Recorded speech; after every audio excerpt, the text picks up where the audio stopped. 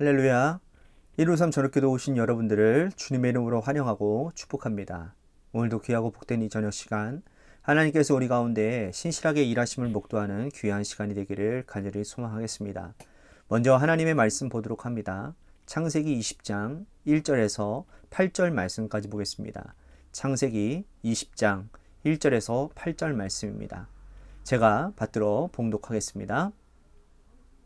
아브라함이 거기서 네게부 땅으로 옮겨가 가데스와 술 사이 그랄에 거류하며 그의 아내 사레를 자기 누이라 하였으므로 그랄 왕 아비멜렉이 사람을 보내어 사라를 데려갔더니 그 밤에 하나님이 아비멜렉에 현몽하시고 그에게 이르시되 내가 데려간 이 여인으로 말미암아 내가 죽으리니 그는 남편이 있는 여자임이라.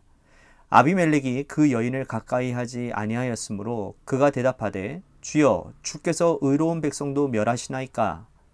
그가 나에게 이는 내 누이라 하지 아니하였나이까. 그 여인도 그는 내 오라비라 하였사오니 나는 온전한 마음과 깨끗한 손으로 이렇게 하였나이다. 하나님이 꿈에 또 그에게 이르시되 네가 온전한 마음으로 이렇게 한 줄을 나도 알았으므로 너를 막아 내게 범죄하지 아니하게 하였나니 여인에게 가까이 하지 못하게 함이 이 때문이라. 이제 그 사람의 아내를 돌려보내라. 그는 선지자라. 그가 너를 위하여 기도하리니 내가 살려니와 내가 돌려보내지 아니하면 너와 내게 속한 자가 다 반드시 죽을 줄 알지니라.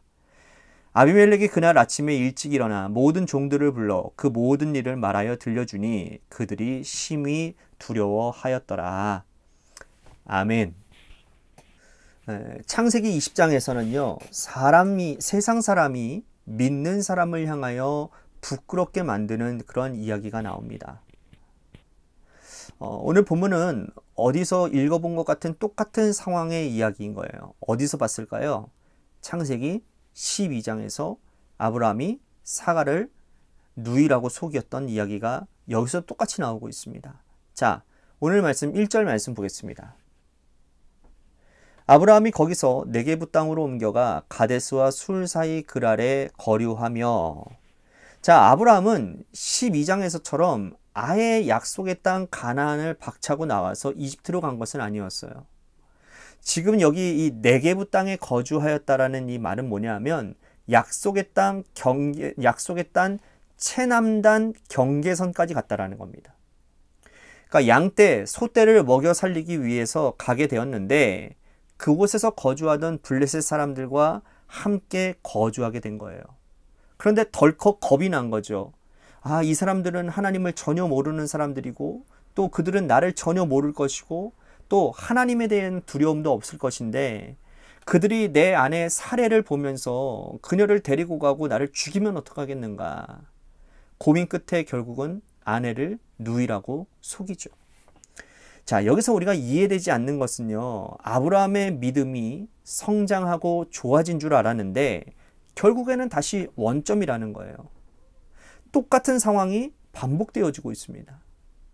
아브라함의 상황을 여러분 사탄의 입장에서 생각해 본다면 사탄은 아브라함을 공격해야 될 포인트를 너무나도 잘 알고 있는 것을 알 수 있어요. 아브라함뿐만 아니라 내 인생에도 우리의 인생에도 이러한 반복적인 문제들이 일어납니다. 왜냐하면 나는 거기에 약하기 때문이고 또 그 약한 것에 넘어지고 또 한 번 넘어지고 계속해서 넘어지기 때문이라는 거죠. 우리의 약점을 한번 생각해 봤으면 좋겠습니다.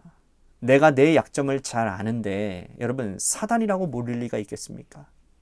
아브라함의 약점은 뭡니까? 본토 친척 아버지 집을 떠나왔기 때문에 여기서 내가 나를 지켜야 된다라는 그런 강박감념이었어요. 내가 나를 지키지 아니하면 누가 나를 돌봐줄 것인가?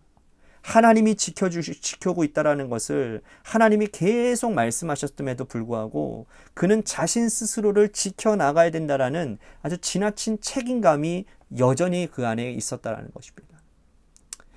여러분, 지나친 책임감이 자기를 기만하게 되고 또 상대에게는 약점을 노출시킬 수 있다는 점을 여러분들 아십니까?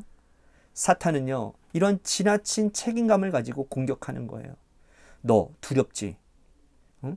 그곳에 내려가는데 그 사람들이 네 아내를 데려가고 너를 죽이면 어떡할 거야? 두렵지 않아?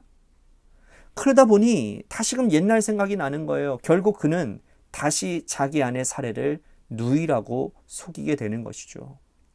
자, 이러한 아브라함의 모습을 보고 우리가 아브라함에게 나는 당신을 이해할 수 없어요. 왜 그렇게 똑같은 짓을 하는 겁니까? 라고 질문할 수 있을지는 모르지만 여러분, 나도 같은 문제에 주기적으로 반복적으로 넘어진다라는 거예요. 물질에 약해서 넘어지면 사탄은 계속해서 물질 문제를 공략해서 우리를 넘어뜨리게 할 것입니다. 사람 관계가 약하다면 사탄은 평생 그 문제를 가지고 우리를 힘들게 할 거라는 거예요. 수십 년간의 삶을 돌아보면 똑같은 문제의 아브라함보다 우리는 몇 번 더 많이 무너졌을 것입니다. 그래서 결국 하나님은 이러한 방법을 바꾸시는 거예요. 이번에는 방법을 바꾸시는 거예요. 이번에는 아브라함을 부끄럽게 한번 해보자. 그랄 왕 아비멜렉의 입을 통해서 역사하시죠. 그랄 왕 아비멜렉이 이 사라를 아내로 삼으려고 데려갔을 때 하나님이 그의 꿈에 현몽을 하십니다. 자, 7절 말씀 보십시오. 이제 그 사람의 아내를 돌려보내라. 그는 선지자라.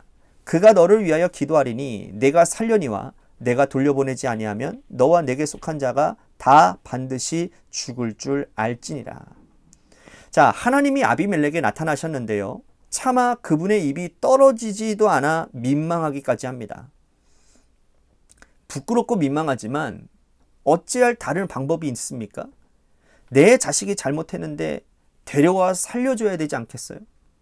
그래서 이렇게 그의 꿈에 현몽하셔서 말씀하는 겁니다. 아비멜렉이 아침에 일어나서 사람들에게 이 이야기를 하는 거예요. 그리고 아브라함을 불러서 책망을 합니다. 책망하는 장면을 한번 보시죠. 9절입니다. 아비멜렉이 아브라함을 불러 그에게 이르되 네가 어찌하여 우리에게 이렇게 하느냐? 내가 무슨 죄를 네게 범하였기에 내가 나와 내 나라에 큰 죄를 빠지게 할 뻔했느냐? 네가 합당하지 아니한 일을 내게 행하였다 하고. 자, 내용이 문제가 아니에요. 상황이 문제입니다. 자, 믿지 않는 불신자가 하나님의 사람을 향하여 지금 책망하고 있는 이야기입니다. 부끄럽지 않습니까? 세상의 교회를 향해서 책망하는 이야기입니다. 믿지 않는 사람들이 믿는 우리들에 대해서 당신 그렇게 안 봤는데 신앙생활 한다고 해서 난 당신 신뢰했는데 야, 어떻게 당신한테 이럴 수가 있어요? 어떻게 교회 다닌다고 하면서 그런 일을 해요? 어떻게 교회를 다닌다면서 그렇게 해요? 여러분, 아비멜렉의 책망이 아브라함의 정신을 번쩍 들게 한 줄로 믿습니다. 여러분, 우리 주변에는 믿지 않는 사람들이 더 많아요. 그죠? 일터와 우리의 인간관계 가운데서 안 믿는 사람들이 대부분입니다. 그들은 내가 신앙인 것을 알고 있어요. 혹시 모르는 걸 수도 있겠죠? 여러분들이 커밍아웃을 하지 않는다면? 근데 우리 관악교회 성도님들이라면 다 커밍아웃 하셨으리라고 믿습니다. 나 예수 믿는 사람이에요.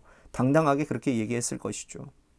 그런데 내가 지나친 자기중심적인 그런 모습들, 그리고 지나친 내 책임감으로 인해서 거짓말을 일삼고 그들을 어려운 가운데 빠지게 한다면 여러분, 그들이 그렇게 말하지 않겠습니까? 어떻게 믿는 사람이 저렇게 할 수 있냐고. 응? 당신 좀 믿는 사람처럼 정직했으면 좋겠고 믿는 사람답게 말하고 행동하라고 그렇게 얘기하지 않겠습니까? 여러분, 우리가 하루하루를 살아가면서 산 위에서 환한 불을 비추는 그러한 동네와 같은 그런 역할을 우리들이 해야 될 것입니다. 그래서 예수님도 우리들에게 말씀하시잖아요. 너희는 빛이라. 너희는 소금이라. 그렇게 말씀하고 계시는 거죠.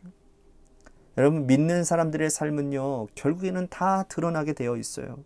그래, 우리는 잘 살아야 됩니다. 정말 잘 살아야 돼요. 잘 산다는 말이 뭡니까? 잘 먹고 잘 사는 겁니까? 누구보다도 떵떵거리며 사는 걸 얘기합니까? 우리가 말하는 잘 사는 건 뭡니까? 하나님의 뜻대로, 하나님의 말씀대로 살면서 손해보고 덜 가지고 일 좀 더 하고 본을 보이는 삶을 살라라는 것이죠. 결국 시간이 지나면 믿지 않는 사람들이 우리들에게 이렇게 말할 것입니다. 당신을 보니 하나님을 본 것 같습니다. 창세기 41장에 보니까 요셉 이야기가 나오더라고요. 요셉에게 이집트 왕 바로가 이렇게 이야기를 합니다. 우리가 어떻게 하면 이와 같이 하나님의 영에 감동받은 사람을 얻을 수 있으리요? 라고 이렇게 얘기를 해요. 이집트 왕 바로는 믿지 않는 사람 중에 최고의 높은 자리에 오른 사람 아닙니까?